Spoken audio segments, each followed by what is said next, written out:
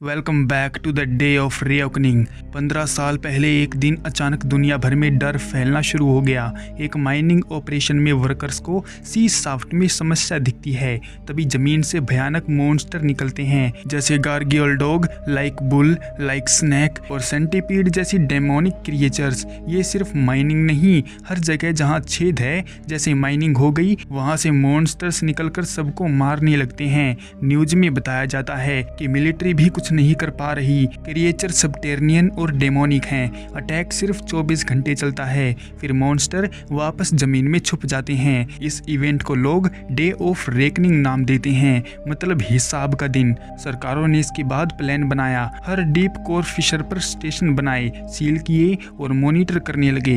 लेकिन हर बार अटैक से पहले संकेत आते हैं। समुद्र के तटों पर मरी हुई मछलियों की संख्या बढ़ जाती है, हजारों पक्षी एक साथ झुंड में उड़ते हैं और चंद्र ग्रहण होता है। अब कहानी 15 साल आगे चली जाती है। आज के दिन एक और चंद्र ग्रहण आने वाला है। शनिवार को लोग टेंशन में हैं, क्योंकि पहले भी कुछ चंद्र ग्रहण हुए थे बिना अटैक के, लेकिन अब संकेत दिख रहे हैं। हमारे मेन कैरेक्टर हैं डेविड शेपर्ड, एक इंजीनियर मेंटेनेंस चीफ। उसकी X5 लोरा हाई स्कूल टीचर है और उनका माइनर बेटा टाइलर स्केट बोर्डिंग करता है। टाइलर की गर्लफ्रेंड मैडी है और उसके माता पिता पाम स्प्रिंग्स पर गए हुए हैं। डेविड और लोरा का तलाक हो चुका है। अब लोरा शायद पहले डे ऑफ रेकनिंग के बाद अपने एक सहकर्मी मिल्टन के साथ डेट पर जाने वाली है।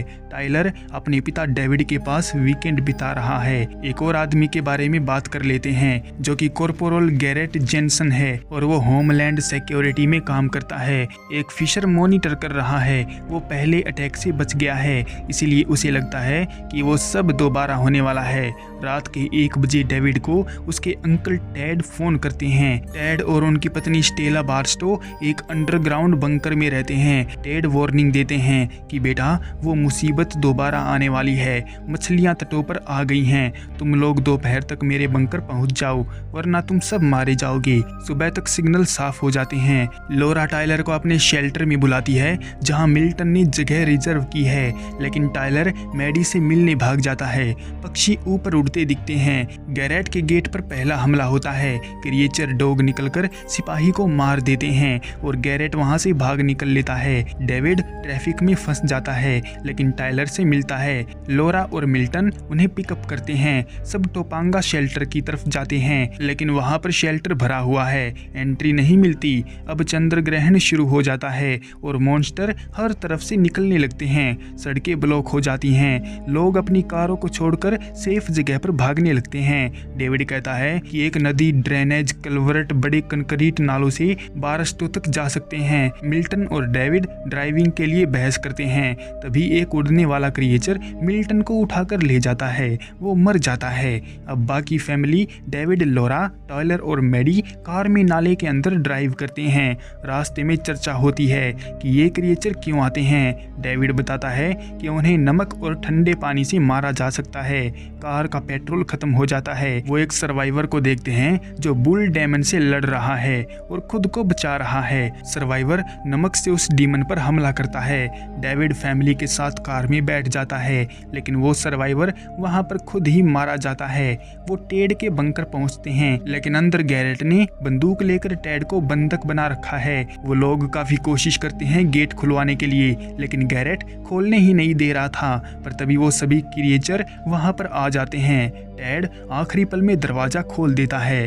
अंदर स्टेला खाना बना रही होती है। टाइलर रेडियो सुनता है, जिसमें लोगों की चीखें आ रही हैं, तो डेविड उस रेडियो को बंद कर देता है। डिनर के समय गैरेट अपनी पहली डे ऑफ रेकनिंग की कहानी बताता है। वो कहता है कि क्रिएचर्स इंसानों की आत्माओं को महसूस करते हैं और उन्हें खा लेते हैं। टैड चुपके से डेविड को इशारा करता है कि गैरेट सबको कैदी बना रहा है। डिनर के बाद गैरेट बंदूक निकालता है और कहता है कि वो बचना चाहता है। स्टेला ने दया करके उसको यहाँ बंकर में पनाह दे दी थी। टाइलर हमला करता है, लेकिन वो हार जाता है। तभी मैडी नोटिस करती है कि क्रिएचर्स बाहर हमला नहीं कर रहे। तभी अचानक एक स्नेक डीमन अंदर आ जाता है और स्टेला को काट लेता है। डेविड गैरेट को काबू कर लेता है। टेड नमक से स्नैक पर हमला करता है। डेविड गोली चलाता है और मैडी उसे मार डालती है। वो लोग स्टेला का इलाज करते हैं, गैरेट को बंधक बना लेते हैं और अब बाहर बुल डेमन दरवाज़ा तोड़ने की कोशिश कर रहा है।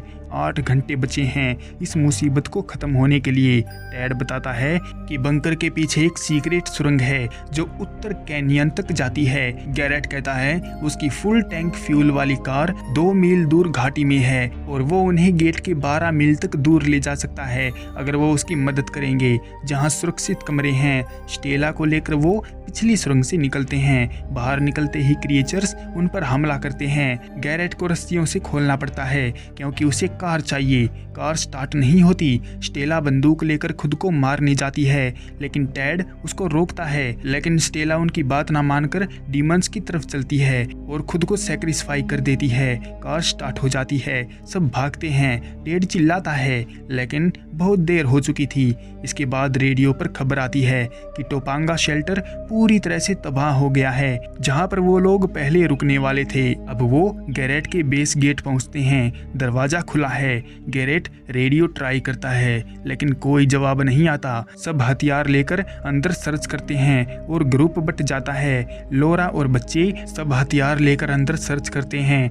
लोरा और बच्चे टेड के घावों का इलाज करते हैं। डेविड और गैरेट कंफर्म करते हैं कि डीमंस अंदर आ गए हैं। डेविड लाइट्स ऑन करता है। गैरेट सावधानियां दिखाता है जैसे नमकीन पानी के स्टोर। वो सब केमिकल वाले इलाके की तरफ जाते हैं लेकिन भूल जाते हैं कि 2 घंटे में सब के सब डीमंस फिशर की तरफ वापस आने वाले हैं। वहां पर वो लोग एक 2 पैर वाले डीमन से लड़ते हैं और उसे मार देते हैं। गैरेट भाग जाता है और सीडी रूम में खुद को बंद कर लेता है। वो माफी मांगता है और खुद को इंजेक्शन देता है, शायद इन्फेक्शन रोकने के लिए। डेविड अपनी फैमिली को शेल्टर भेज देता है और खुद नमकीन पानी को फायर सप्रेशन सिस्टम में रीडायरेक्ट करता है।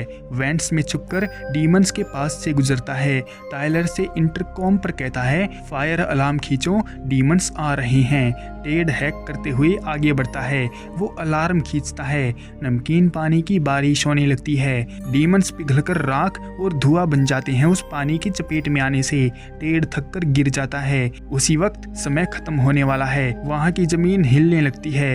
हर एक डीमन फिशर की तरफ वापस आ रहा है। परिवार सतह की तरफ भागता है। वहां गैरेट मिलता है जो तुरंत टाइलर पर गोली चला देता है। कहता है ये हिसाब का दिन है। डेविड उसे मार देता है। टाइलर घायल है लेकिन अभी जिंदा है। तभी एक विशाल सेंटीपीड डीमन गैरेट को निगल लेता है। पूरी फैमिली सेंटीपीड से बचने के लिए मेडिकल सप्लाई कमरे में छुप जाती है। लोरा उन्हें ठंडे नमक वाले बम बनाने को कहती है और जैसे ही वो डीमन अंदर आता है तो बम से वो लोग सेंटीपीड को मार देते हैं। सब गेट से बाहर निकल जाते हैं। वो अब सेफ हैं क्योंकि उनकी जीत हुई है अगले डे ऑफ रेकनिंग तक। दोस्तों, ये थी मूवी की पूरी कहानी। फिलहाल ये फैमिली बच जाती है लेकिन हर बार ये क्रिएचर वापस आ सकते हैं। मूवी का मैसेज ये है कि इंसान खुद को बचाने के लिए कितना भी लड़ ले मगर प्रकृति या अलौकिक शक्तियों से हिसाब हमेशा बाकी रहता है।